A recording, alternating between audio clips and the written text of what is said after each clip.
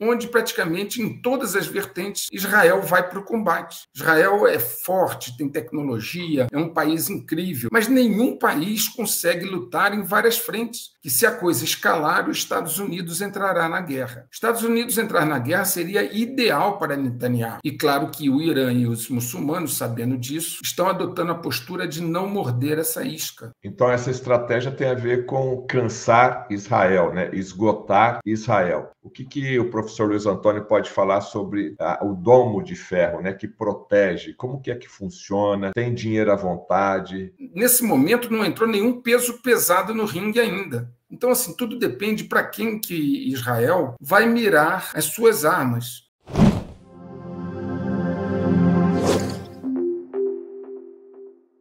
Ele está sendo muito estratégico. Ele está dizendo o seguinte: Israel precisa de uma pausa para se reestruturar, se reorganizar, repensar a luta e não durante a refrega, com a cabeça quente. Tem que parar para repensar isso.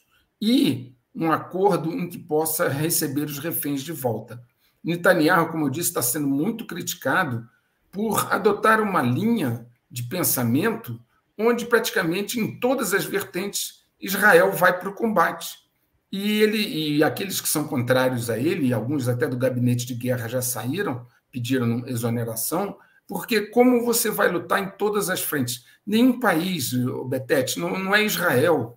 Israel é forte, tem tecnologia, é um país incrível, mas nenhum país consegue lutar em várias frentes. A Alemanha não conseguiu, a França não conseguiu, a Inglaterra não conseguiu, os Estados Unidos. Ninguém consegue lutar em 2, 3, 4 frentes, porque os recursos são escassos. Então, se você vai lutar ao norte com Hezbollah, ao sul com Hamas e com os Houthis, né? A leste com o ISIS, depois entram mais grupos. A Síria já começou a deixar passar pelo seu território grupos insurgentes para lutar contra Israel.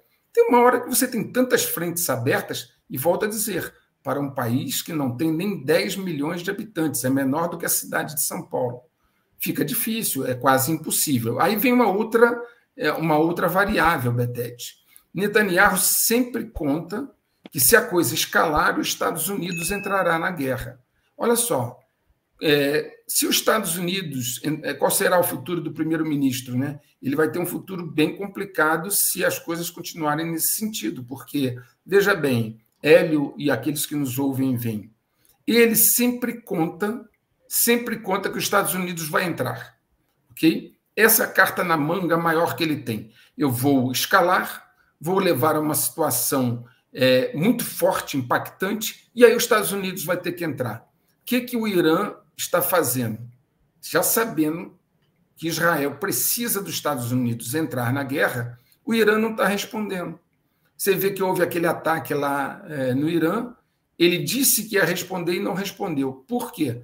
Porque ele sabe que o objetivo maior de Netanyahu é trazer os Estados Unidos para o campo de batalha, né? Porque aí supriria as necessidades de Israel, seja de gente, seja de tecnologia, seja de poderio bélico e de dinheiro. Estados Unidos entrar na guerra seria ideal para Netanyahu, né?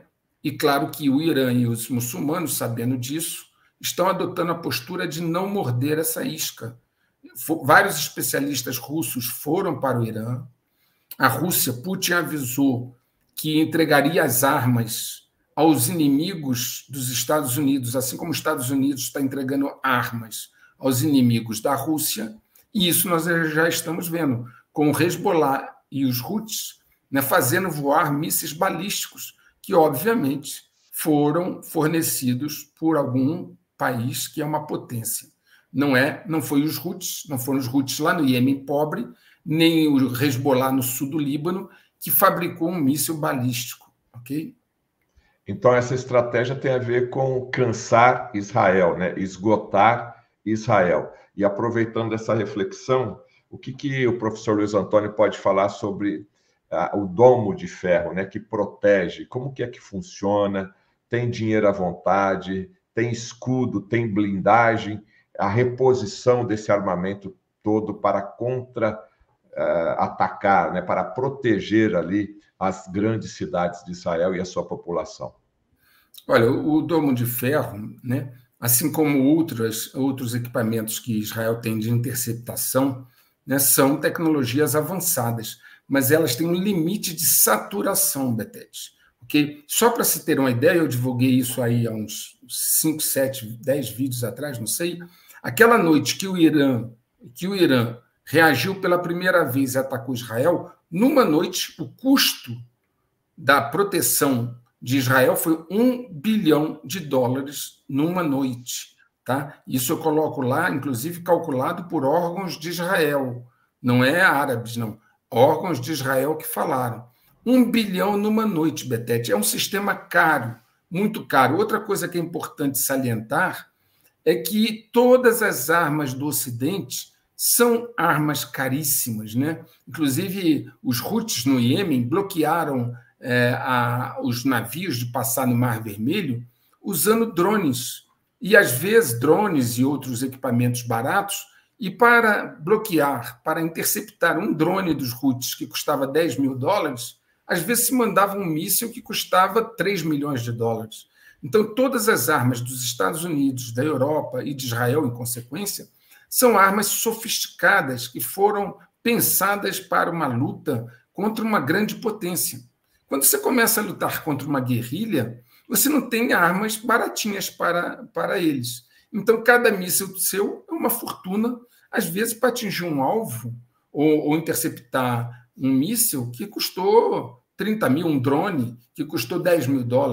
Então, é por isso que, voltando àquilo que eu falei, essa guerra de atrito, de desgaste, parece estar sendo pensada pelos inimigos de Israel para enfraquecê-lo até um ponto em que aí, quando ele estiver enfraquecido, entram no ringue os verdadeiros lutadores, porque até agora não entraram. Hezbollah não é um adversário, assim, uma potência militar. Um Hamas não é. O Houthi não é. Ok? Eles não têm uma estatura militar de um Egito, não têm uma estatura militar de uma Turquia, que, volto a dizer, é o segundo maior exército da OTAN, a Turquia, e é muçulmana. E o Erdogan, que é o líder da Turquia, já manifestou mais de uma vez o descontentamento dele, para não dizer um sentimento mesmo de raiva, com Israel. Então, não são grupos que têm uma estatura de um Egito, de uma Turquia, de um Irã. Ok? Nesse momento, não entrou nenhum peso pesado no ringue ainda. Tá certo? E depois de um ano, nós ainda estamos vendo aí esses resultados. Professor, então, até esse momento, Israel enfrentando grupos, né, em maior ou menor tamanho, em maior ou menor poder aí, bélico. Você arriscaria um palpite de qual seria o primeiro país que poderia entrar de forma nessa guerra mesmo, porque são grupos, né? De todos os inimigos de Israel ali, qual que teria uma estatística mais próxima ao que pode entrar primeiramente vai ser esse país? Você arriscaria? Olha, é muito difícil, Betete, porque depende de muitas variáveis, né? Por exemplo, tudo depende de ações de Israel. Israel tem, por exemplo, bombardeou Damasco, a capital da Síria, né? Onde lá afetou uma área diplomática do Irã. Bombardeou a capital do Líbano, Beirute. Bombardeou lá, acertou o cara em Teherã, não chegou a bombardear, mas conseguiu afetar. Então, assim, tudo depende para quem que Israel vai mirar as suas armas, né? E aí, que tipo de provocação acontecerá? Observe que os muçulmanos árabes estão tendo a cautela de não morder a isca, né? Israel ataca, eles deixam que os grupos, os proxies, os seus representantes, Hezbollah, Hamas, Houthi, façam a briga de desgaste. Eles não estão entrando. Inclusive, o Hezbollah reclamou um pouquinho da Síria, que esperava que a Síria tomasse uma atitude mais firme. A Síria está se resguardando, como o Irã está se resguardando, como os demais. Por quê? Porque tudo leva a crer, Betete, volto a dizer, que a estratégia deles é o desgaste. Eles sabem, e eu falo isso no 140 em detalhes, que o tempo é a favor deles. Enquanto Israel está tendo sua economia prejudicada, colapsando, está tendo a unidade da sua população prejudicada, com várias frentes agora abertas contra Netanyahu, e à medida que o efeito psicológico sobre a IDF, suas forças de defesa também tem um preço, os árabes em si, os países, não sofreram nada. Seus exércitos regulares estão intocados, seja do Egito, da Turquia, do Irã, do próprio Iraque, seja a Arábia Saudita, seja quem for. Eles nem não perderam um soldado. Quem está na refrega são os Houthis, são o Hezbollah, é o Hamas. Então, veja, é uma situação para eles confortável ficar vendo Israel nesse desgaste, enquanto eles não perderam um só soldado de um exército regular.